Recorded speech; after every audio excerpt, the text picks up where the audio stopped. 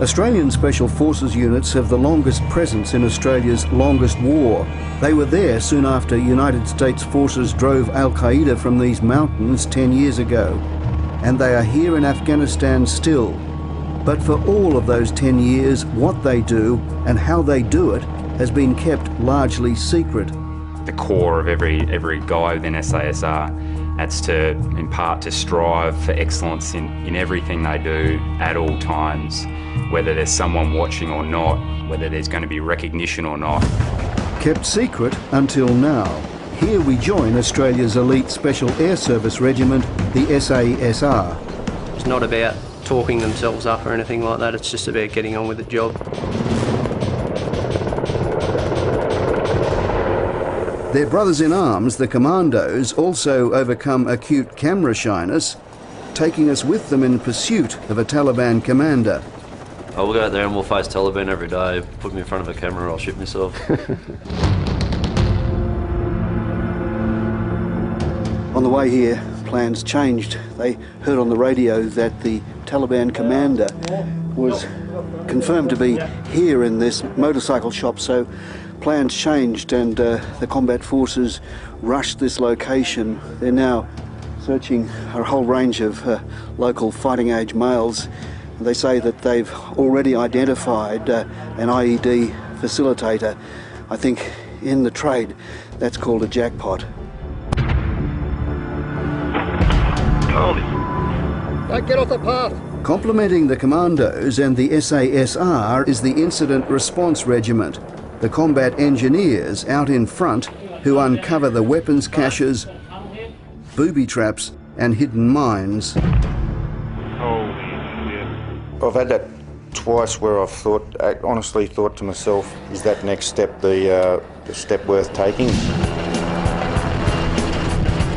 The different force elements merge to make up Rotation 16 of Australia's Special Operations Task Group, a truly unique band known throughout Afghanistan as Task Force 66. Rear protection, let's go, facing that way. At the end of the day, we're just everyday people. We come to work, we do our work, and then we go home to our families. It's not like the movies. We do a job and we just get on with the job.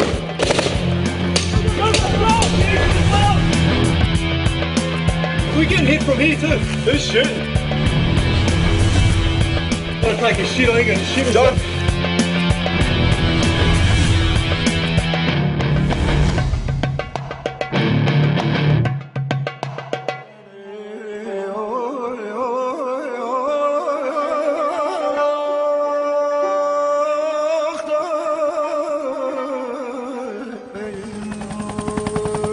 The Afghanistan home for Australia's Special Operations Task Group is at Tarin Kot, in the sparse, rugged and largely primitive Uruzgan province. Special Forces is secreted in a fortress within a fortress at Camp Russell, named in honour of Sergeant Andrew Russell, the first Australian soldier killed in Afghanistan. We are allowed to move freely among the soldiers and ask what we like, with no one looking over the shoulders. But there are restrictions. For the most part, we can't identify them. We've also agreed to avoid exposing trade secrets, what they call their tactics, techniques and procedures. And the fact that we're so secretive by necessity for how we do business means that a lot of speculation can go on.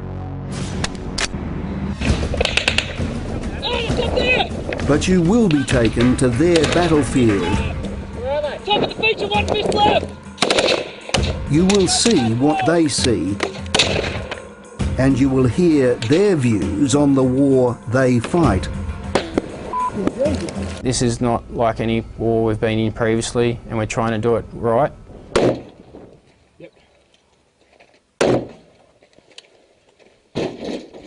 Some of the soldiers we join are veterans of multiple rotations. This commando won a Medal of Gallantry for an action that saw the death of a comrade, Luke Worsley, in November 2007.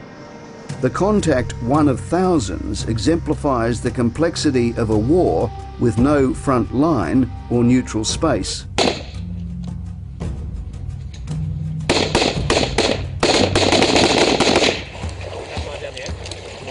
051. This is Tango 41. We just engaged 2 enemy in the alleyway. Stand by for fire support. Jesus. In 10 years of operations, Special Forces has accumulated 40 bravery medals, including 2 Victoria Crosses. In 2007, this young corporal scaled a mountain to enter the lion's den, in this case a cave of a Taliban commander. When I locked eyes, he locked eyes with me. It was approximately 10 metres. I could notice that he had a weapon down the side of him, and it was essentially both weapons up, and he was the quickest to the trigger. This soldier is one of many to return to battle bearing the scars of previous combat.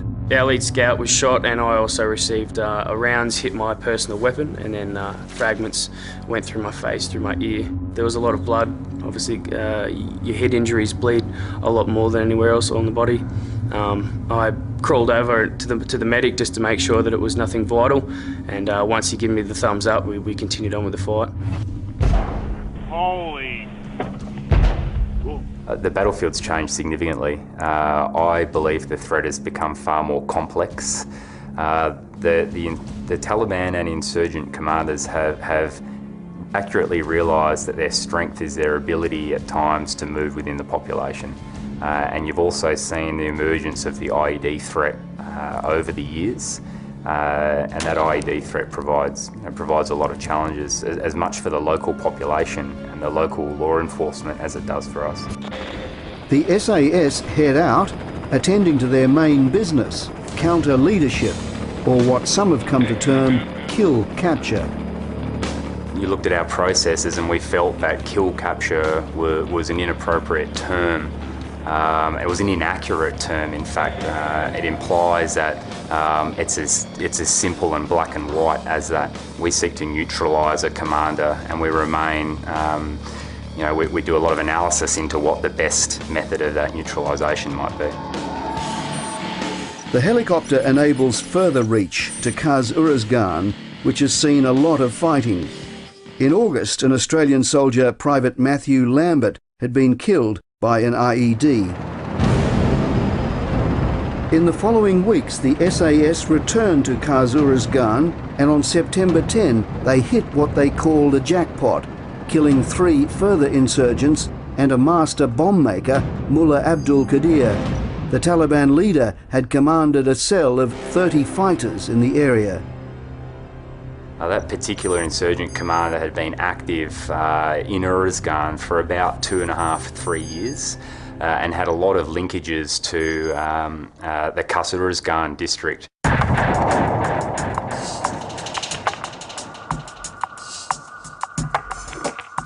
The force element had interrupted a shura, or meeting, returning also with a cache of weaponry. The significance of this particular weapon is it's an AKS-74. And AK-74 are a Soviet-era weapon, and in Afghanistan they're reasonably uncommon. So those insurgent commanders that we come across, they're in possession of them, it's an indication of their seniority. It's seen as a status symbol, and they're also worth a lot of money, so therefore a low-level insurgent is very unlikely to be in possession of one of these weapons. The Taliban leader, codenamed JDAM, had been on the JPEL, or Joint Priority Effects List. The effective hit list has attracted criticism, that it hardens and further radicalises the Taliban, and that the coalition gets it wrong. If there's ever an allegation that comes through that we've done the wrong thing, it's something that not only the regiment but the individual soldiers take very seriously, and it weighs very heavily on guys' minds. While most of the fighting takes place outside the wire, it's not as if the main base escapes attack. From the closer range of hills, insurgents regularly fire rockets, largely aimed at the coalition's terror weapon, the helicopter. The 107 rockets are generally set on a crude timer, so the insurgents can be gone before the coalition's immense firepower turns on them. Now we've got a counter-rocket mortar device set up there, which has got 360-degree and 24 hours a day coverage of incoming rockets and mortars.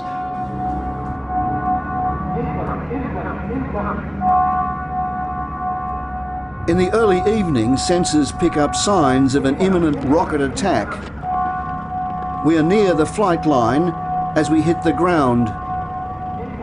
2 rockets strike, generating more noise than harm. It's okay to squeal if you want to. There's some close call stories about people who decided they needed to go for a piss in the middle of the night or got up to go for a smoke, and the rocket lands and it's landed in their bed space. So there's a few close calls. The Special Operations Task Group is mostly male and mostly it works outside the wire. It's small enough to be close. Females make up 5% of the company of 300. Headquarters remains in close contact. Look, it's definitely not a video game. It's not, you know, this is life and death sort of stuff. So it's not something that you can pause and replay.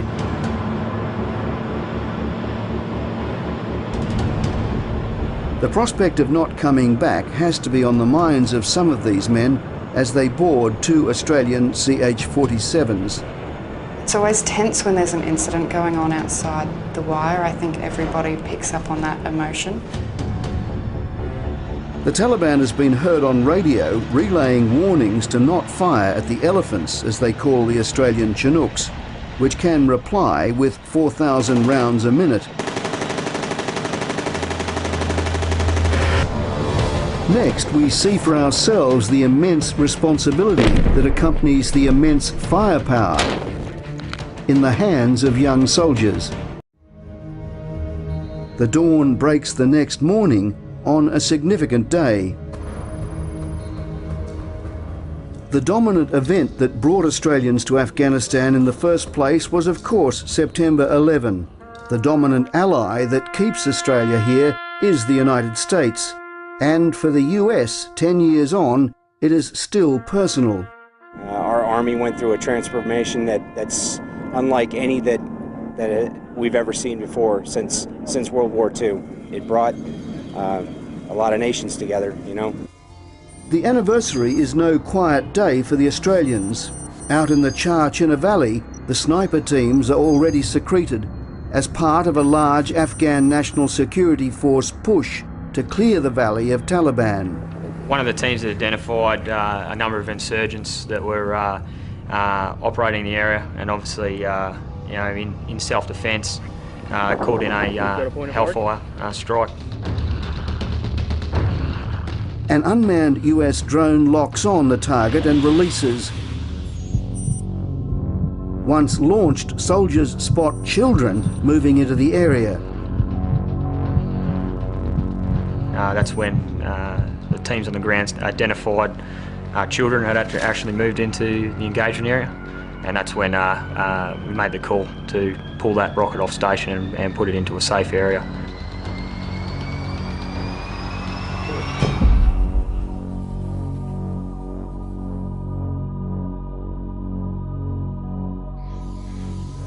They do measure up. They're all very aware. They are mature.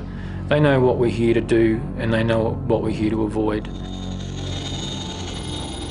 On the following afternoon, further reinforcements board 2 Army Chinooks. It takes 15 minutes to fly what in a Bushmaster would have taken days. The problem of approaching on the ground also means the active Taliban spotter network can relay warnings. As they touch down, from the distant tree line, there is sporadic shooting. And obviously, just prior to them hitting the deck, we had like multiple RPGs and RCLs sort of landing in and around the helos at that time.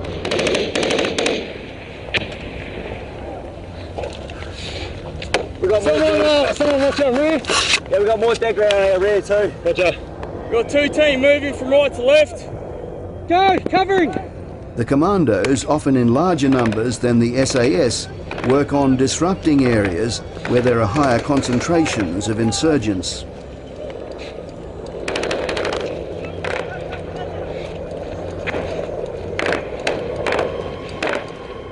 Yeah, children moving left to right.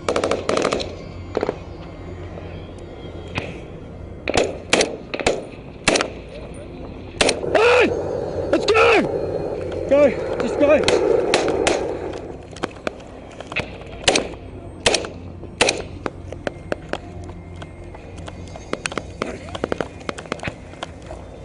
They certainly move out to the periphery areas that we've found rather than remaining in the area to attempt to try and deny us from carrying out our mission.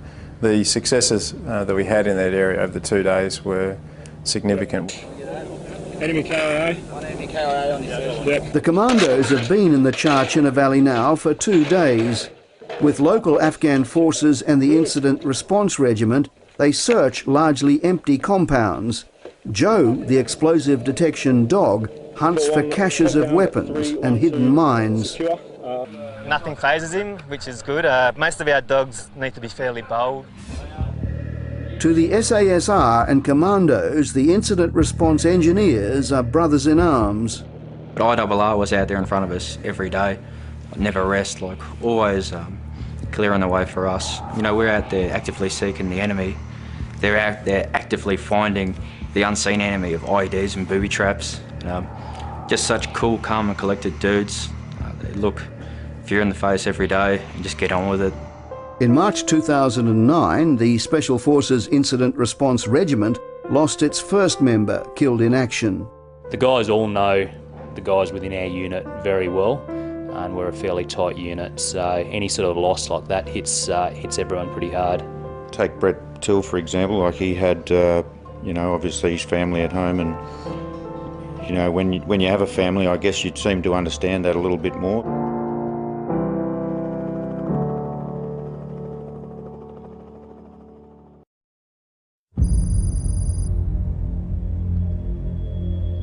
When we join Rotation 16 as the football's final season approaches at home, the fighting season here is already underway. Yeah, everyone's absolutely pumped. Everyone's looking forward to it. We've received some significant amount of intelligence regarding a Taliban drug lab in northern Helmand. Over 120 soldiers, mostly commandos, alongside teams of Afghan police from the Narcotics Interdiction Unit and local Special Response Team, will fill 2 US C-130s. They will cross into a neighbouring province where previous fighting has been far fiercer. It was estimated that we had up to 5,000 insurgents against us, which was our aim, to draw them up to us so this relief in place could happen. They had indirect fire support, we had indirect fire support. They had heavy machine guns, we had heavy machine guns. It was large-scale offensive fighting. An Australian commando is dead and another soldier seriously wounded after battling the Taliban. I extend my deepest sympathy to Sergeant Langley's family, his friends and comrades. Earlier in Helmand was the beginning of a savage run for Special Forces. These steps proved the last for an experienced and decorated commando, Sergeant Brett Wood. You're right.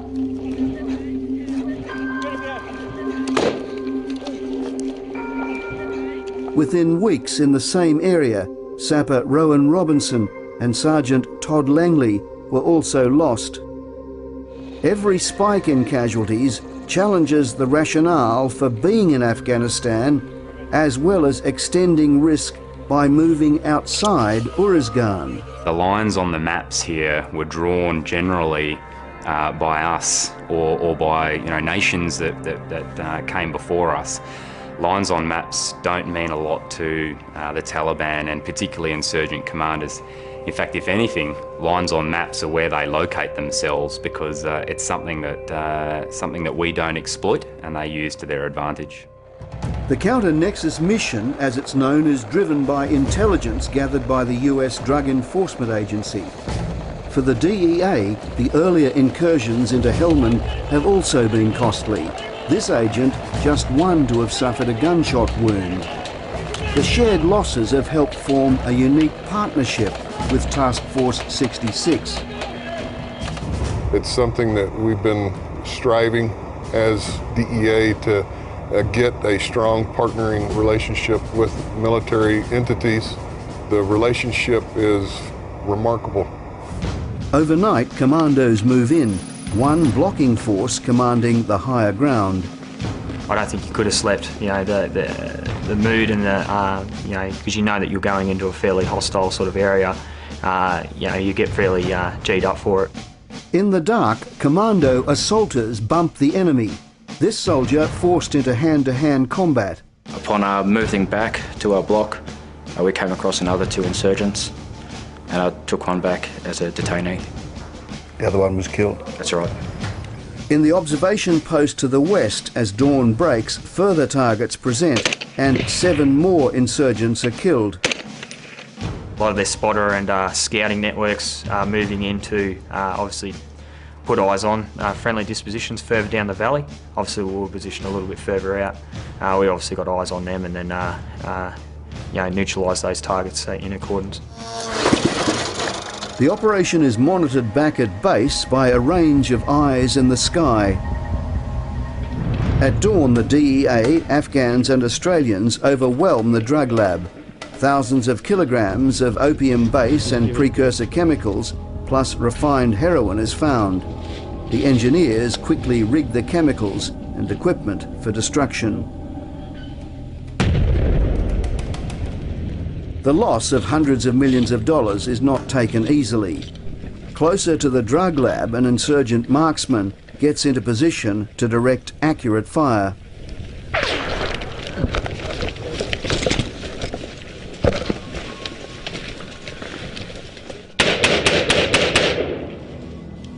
Everyone good up there?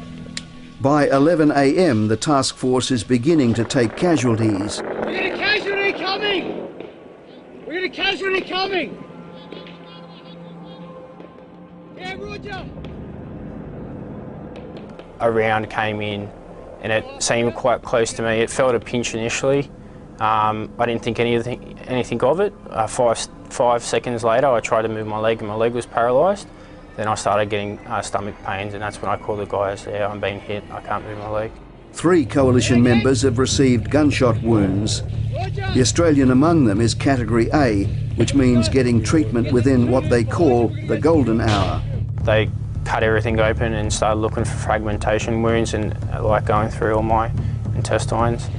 This is the HLZ.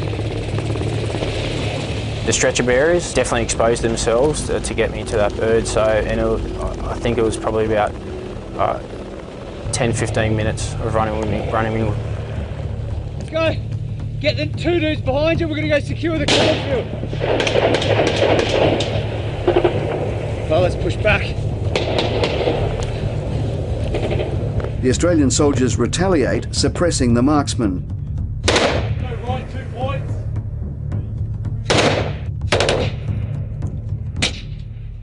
Their comrade is soon evacuated by helicopter to a British hospital. Especially in Helmand, the insurgency and narco-trafficking is, you're not able to separate it, one from the other. In a conflict where clear measures of success don't come easily, the counter-nexus mission delivers serious pain to the Taliban, as well as demonstrates a smarter approach to targeting by avoiding alienating the poppy growers. And the reason we do this, of course, is so that we're not having an adverse effect on the general population and their ability to have a livelihood. So we tend to try and target between the selling and the distribution, which we've been able to do extremely effectively this year. The profit off of the narcotics production and sales in this country does fund the insurgency, which leads to additional IEDs, additional ammunition, and the capability for the insurgency to put up a larger fight for coalition forces. In the next segment, we return to a Taliban hotspot to see how the fighting has evolved.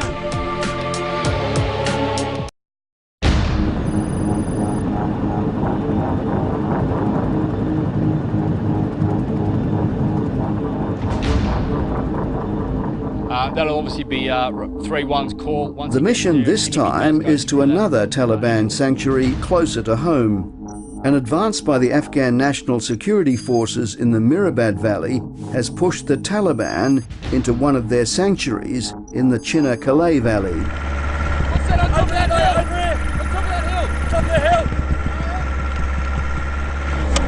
Hey! Top of the hill! Where's it coming from?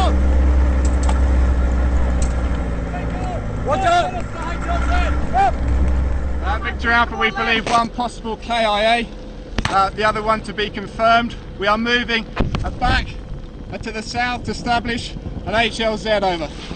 Oh, they're close, boss. They're close, boss.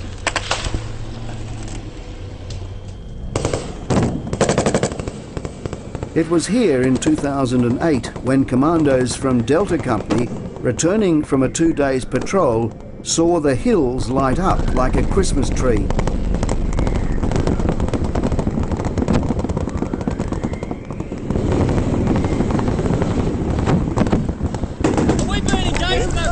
Yes, but I don't know where. Victor Charlie, this is Alpha. Can we get those Apaches in to try and identify these targets? Over. We walked into a bike track.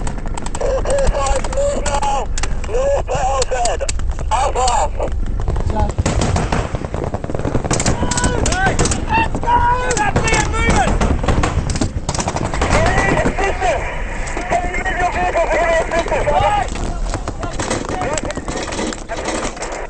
No, move! Moving, reversing! No, not you, stay! To the right! You got one of those five from up there. Heads!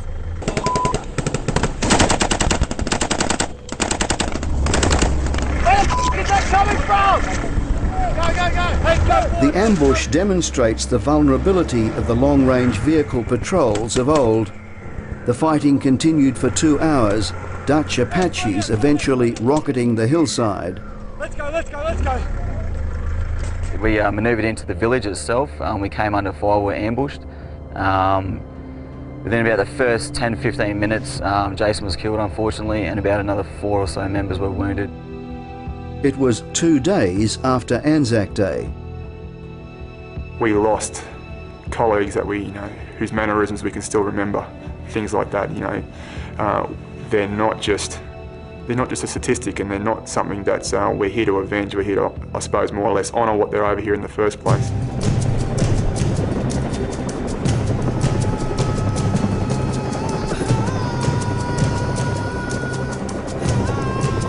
The mission to the same location begins with a mixed objective, partly to win hearts and minds, and partly to hunt Taliban.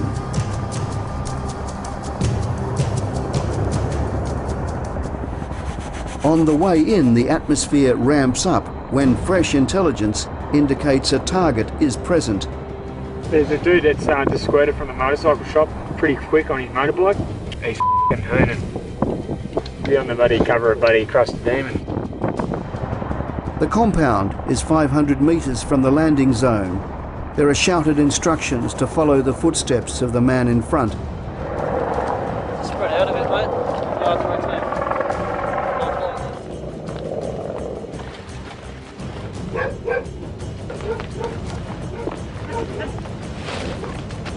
So essentially, during the flight in, we received more intelligence indicating that persons of interest are in these certain compounds. We've had to adjust the plan to cater for that.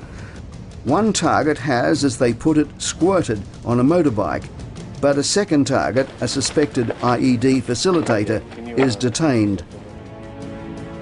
The locals have in turn also made a discovery. A sniper team in the hills above has been spotted, and suspected Taliban are attempting to encircle them. ICOM suggested if they come in the green, they'll shoot us up. A kid, probably younger than 10 years old, probably 8 years old, 6, was his little brother, I guess. You could see them start departing from the village with a herd of goats, and it came pretty clear that herd of goats was probably going to make contact with our position. Quite often they'll use children. The children will come up into our positions within the green belt, come up, just having a look at us, then they'll walk off and report. And we've seen them, you can see them walk off and then report to adults. Hey, Bravo. Yep. You got a tunnel down here? Don't need a hand off this. Back in the compound, caches are found, but they are empty. We're not finding weapons or caches within compounds. They're all in adjacent fields. Local nationals who have seen it all before seem to take the intrusion in their stride. And what about the bad people? How do they treat you? Through an interpreter, I asked for their reaction. He said no bad people have ever even came for him to even know how to answer that question. He says you will be lucky if you even saw one in the mountain right now. The men say there are no Taliban here, that they are farmers trapped in the middle. The soldiers are sceptical. Asking these people which side they're on can often seem to be pointless. They're obviously going to be on the side of their family, their tribe, and whichever powerful force happens to be around on any given day. It's an extraordinarily difficult question to answer which side they're on. And of course, that's the problem that the soldiers face every single day. Soon after, the men are detained when ammunition and detonators are found by the Afghan Partner force. Oh, they're actually very good. They'll find stuff that we can't find with all their technology. More and more operations are now like this, with no shots fired and suspected Taliban taken into custody. Next, today with Australia's elite SASR.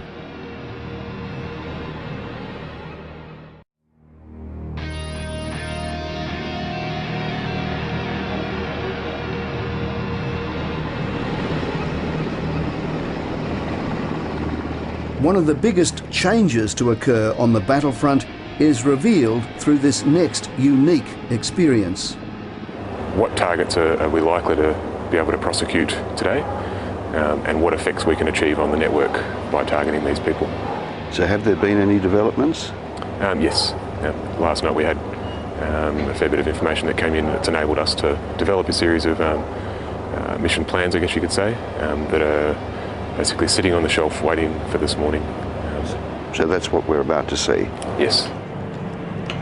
We are entering the Special Operations Command and Control Centre to start a day with the SAS.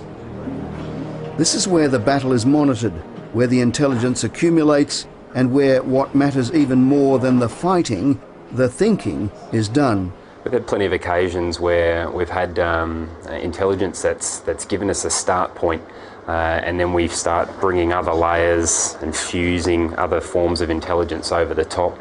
It might be an initial rumour that starts from within the local population, and then we use some sensors to confirm whether that is true or not. In the ready room alongside is another practical asset, the US Army Air Wing. We're going to launch a morning vehicle interdiction package up towards Kalach.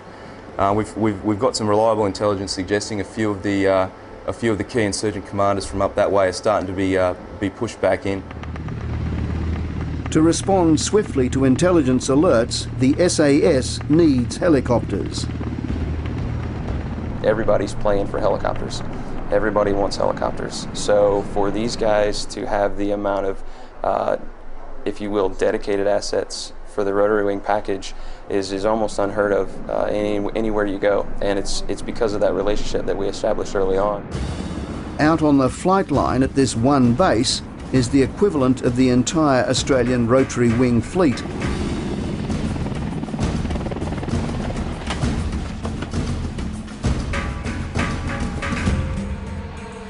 The two areas that we're focusing on is K2V and the Kalach Valley.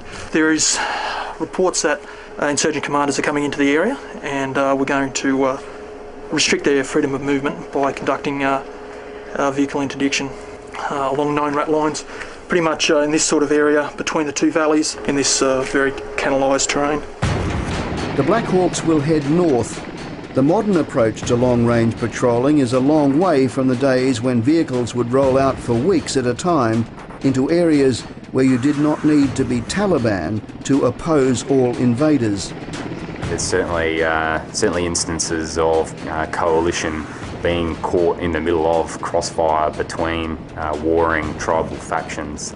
That is a feature of this battlefield, and that's what makes the job that the guys do so much more admirable. In modern warfare's version of random breath testing, one Black Hawk swoops down, a smoke grenade fired to warn the vehicle to stop. Observing one by motorbike with one by military age male. Right, motorbike moving north and south, intended to interdict over.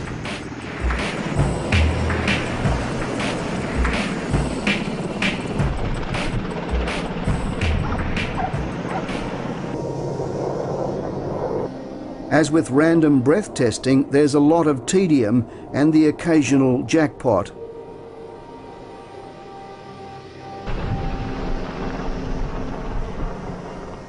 Among the intelligence gathered are tests for indications of explosive residue and fingerprints, which can help convict bomb makers. Ask him if he knows of any Taliban in the area. یا ولا هیڅ معلومات لري زه خپل موټروان سره موټر چلوم دا اوس شپو کې څوک کخت ورک دي. Because back a few days ago and everything, they would walk around the village and everything, but right now they're disappeared.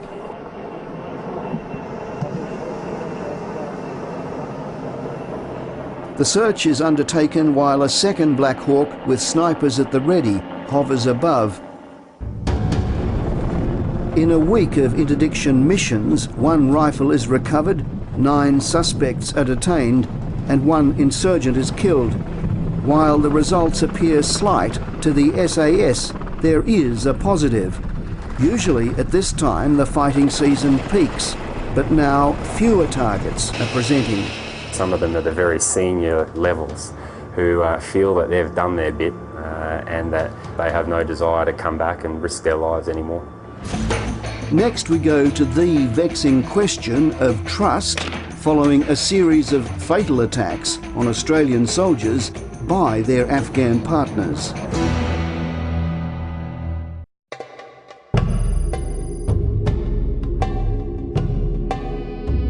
The SAS is going out again. You have to be here to get a sense of the sheer relentlessness of all this. You'll see the men in the morning in the mess with the camouflage paint still on, having come back from a mission, and then soon after, like now, another crew is going out. And what is also hard to get your head around is the fact that going out is what they'd rather do. Every mission must be conducted with a representation of at least 33% of the partner force, in this case Afghan police from the local special response team, who are different. If we catch a Taliban unarmed, he'll come back here and go to jail for a few years, but if he's caught, he will, they'll kill him, regardless of whether he's armed or not armed. We're governed by rules, where these guys have their rules, they're slightly different to ours. Like we had 12 prisoners, 12 detainees the other day, and Usman knew that they were Taliban and he wanted to kill them right then and there, and I said, no, you can't. There is no denying the degree of difficulty. In November, 3 Australians were killed by an enemy masquerading as a friend. This followed an earlier murder of an Australian Army cook by an Afghan ally. Afghan police in particular have had a poor reputation for collaborating with the Taliban, for extorting the local population, and for drug use. I haven't seen them smoke marijuana at all, but in the early days they used to, and a lot of Australians would refuse to go out and patrol with them because they were under the influence of marijuana. I guess at the end of the day, if I prefer not to work with them, then Afghanistan will never ever be its own country. I'm happy to work with them. I've been left alone with them for them providing me security while I've been doing some bits and pieces. The bomber packed 1,500... The coalition's gains do have a way of becoming shrouded in the dust of the latest IED blast or suicide bomb attack. You've been here 8 times now, is that right? Yes, 8. Yeah. So, is it getting better? It's a difficult question, Chris. When we first got here when I first got back here in 2002, you could drive around in non-armoured cars, just civilian cars, drive around Terrancow, it was quite safe. But now you wouldn't step out of the gate unless you're in an up-armoured vehicle like a Humvee or like our Bushmasters, because the IED threat is quite bad. Now whether we brought that into town because we're here or because we've decided to partner with the SRT boys, I don't know.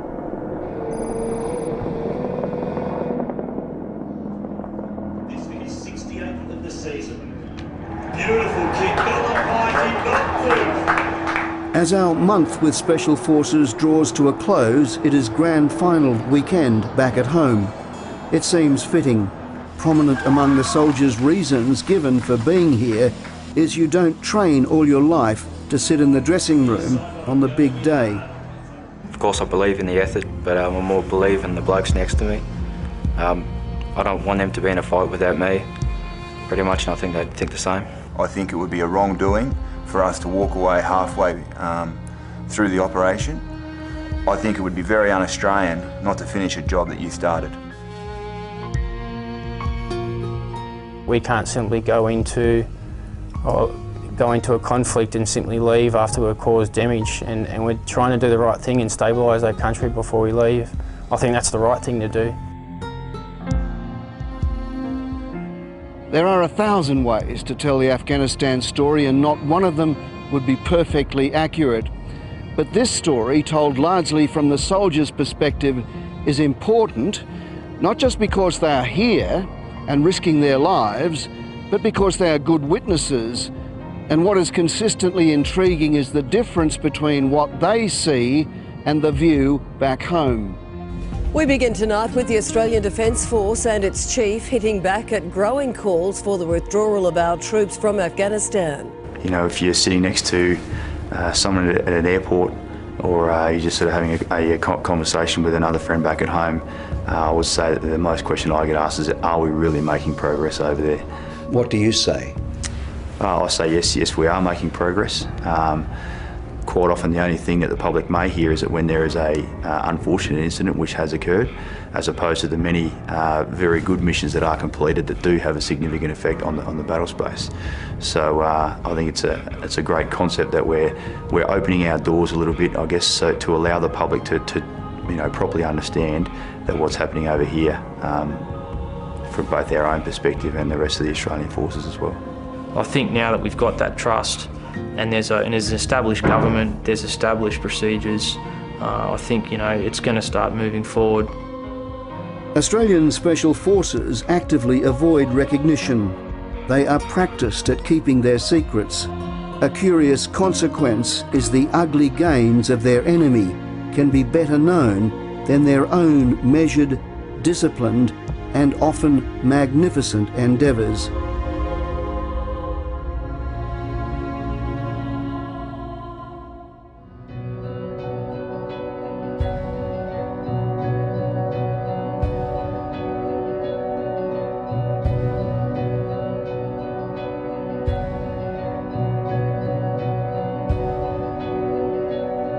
Rushed this location. They're now searching a whole range of local fighting age males. They say that they've already identified an IED facilitator. I think in the trade that's called a jackpot. Don't get off the path. Complementing the Commandos and the SASR is the Incident Response Regiment, the combat engineers out in front who uncover the weapons caches, booby traps and hidden mines. I've had that twice where I've honestly thought to myself, is that next step the step worth taking? The different force elements merge to make up Rotation 16 of Australia's Special Operations Task Group, a truly unique band known throughout Afghanistan as Task Force 66. Rear protection, let's go, facing that way. At the end of the day, we are just everyday people. We come to work, we do our work, and then we go home to our families. It's not like the movies. We do a job and we just get on with the job.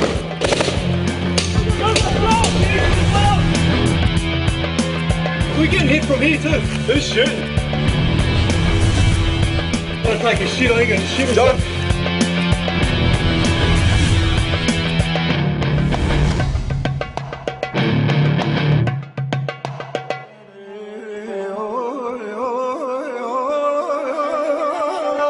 An action that saw the death of a comrade, Luke Worsley, in November 2007. The contact, one of thousands, exemplifies the complexity of a war with no front line or neutral space.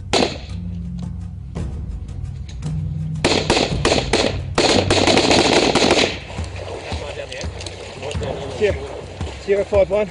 It's Tango 41. We just engaged two enemy in the alleyway. Stand by for fire support. Jesus. In 10 years of operations, Special Forces has accumulated 40 bravery medals, including 2 Victoria Crosses. In 2007, this young corporal scaled a mountain to enter the lion's den, in this case a cave of a Taliban commander. When I locked eyes, he locked eyes with me. It was approximately 10 metres. I could notice that he had a weapon down the side of him, and it was essentially both weapons up, and he was the quickest to the trigger. This soldier is one of many to return to battle bearing the scars of previous combat. Our lead scout was shot, and I also received rounds hit my personal weapon, and then fragments went through my face, through my ear. There was a lot of blood. Obviously, your head injuries bleed a lot more than anywhere else on the body. I crawled over to the medic just to make sure that it was nothing vital, and once he gave me the thumbs up, we continued on with the fight.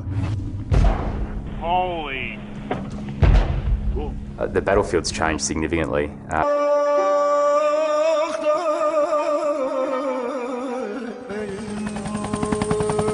The Afghanistan home for Australia's Special Operations Task Group is at Tarin Kot, in the sparse, rugged and largely primitive Uruzgan province. Special Forces is secreted in a fortress within a fortress at Camp Russell, named in honour of Sergeant Andrew Russell, the first Australian soldier killed in Afghanistan. We are allowed to move freely among the soldiers and ask what we like, with no one looking over the shoulders. But there are restrictions. For the most part, we can't identify them. We've also agreed to avoid exposing trade secrets, what they call their tactics, techniques and procedures. And the fact that we're so secretive by necessity for how we do business means that a lot of speculation can go on. But you will be taken to their battlefield. Where are they? Top of the feature, 1 fist left! You will see what they see, and you will hear their views on the war they fight. This is not like any war we've been in previously, and we're trying to do it right.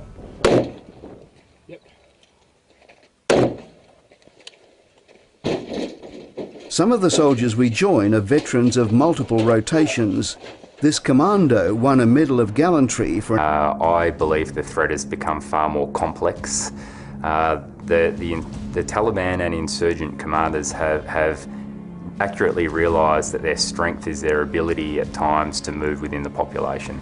And you've also seen the emergence of the IED threat over the years. And that IED threat provides a lot of challenges, as much for the local population and the local law enforcement as it does for us. The SAS head out, attending to their main business, counter leadership, or what some have come to term kill capture. You looked at our processes and we felt that kill capture was an inappropriate term. It was an inaccurate term, in fact.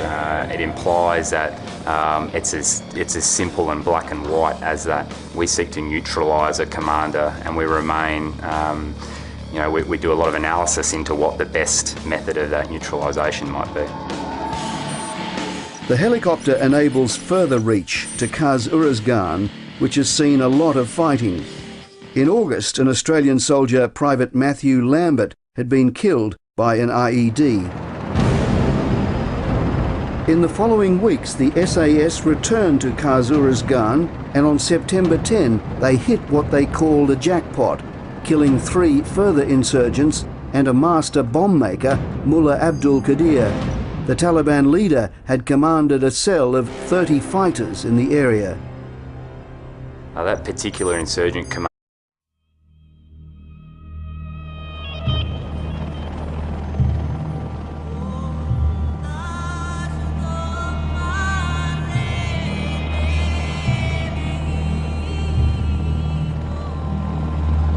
Australian Special Forces units have the longest presence in Australia's longest war. They were there soon after United States forces drove Al-Qaeda from these mountains 10 years ago. And they are here in Afghanistan still. But for all of those 10 years, what they do and how they do it has been kept largely secret. The core of every guy within SASR That's to, in part, to strive for excellence in everything they do at all times, whether there's someone watching or not, whether there's going to be recognition or not. Kept secret until now. Here we join Australia's elite Special Air Service Regiment, the SASR. It's not about talking themselves up or anything like that, it's just about getting on with the job. Their brothers in arms, the Commandos, also overcome acute camera shyness, taking us with them in pursuit of a Taliban commander. I will go out there and we'll face Taliban every day. Put me in front of a camera, I'll shoot myself. On the way here, plans changed. They heard on the radio that the Taliban commander was confirmed to be here in this motorcycle shop, so plans changed and the combat forces